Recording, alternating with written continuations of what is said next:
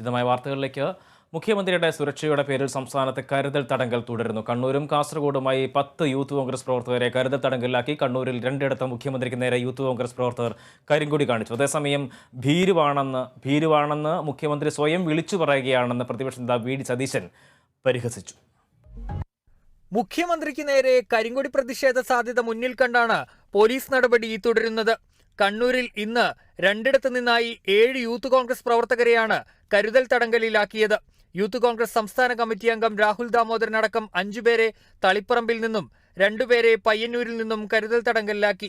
മുഖ്യമന്ത്രിയുടെ സന്ദർശനത്തോടനുബന്ധിച്ച് കാസർഗോഡ് 3 യൂത്ത് കോൺഗ്രസ് പ്രവർത്തകരെയും പോലീസ് കരുതൽ തടങ്കലിലെടുത്തു. യൂത്ത് കോൺഗ്രസ് പ്രവർത്തകരായ സന്ദീപ്, ഉദ്ദേശ്, ഉമേഷ് എന്നിവരെയാണ് കസ്റ്റഡിയിലെടുത്തത്. അതേസമയം മുഖ്യമന്ത്രിക്ക് നേരെ കരിങ്കൊടി പ്രതിഷേധം ഇന്നും തുടർന്നു. കണ്ണൂർ തളിപ്പറമ്പ് ചുടലിയിലും പരിയാരത്തും യൂത്ത് കോൺഗ്രസ് പ്രവർത്തകർ കരിങ്കൊടി കാട്ടി.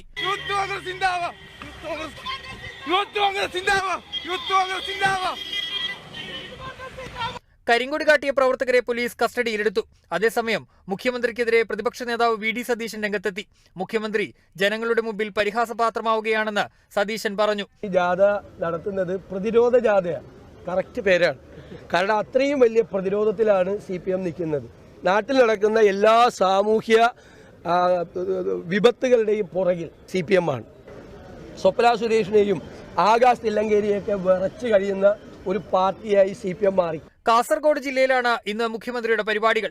മുഖ്യമന്ത്രിയുടെ സന്ദർശനം കണക്കിലെടുത്ത് ജില്ല കനത്ത സുരക്ഷയിലാണ്. 800ഓളം പോലീസുകാരെയാണ് മുഖ്യമന്ത്രിയുടെ സുരക്ഷയ്ക്ക് വേണ്ടി മാത്രം ജില്ലയിൽ വിന്യസിച്ചിരിക്കുന്നത്. News desk, Kerala vision news.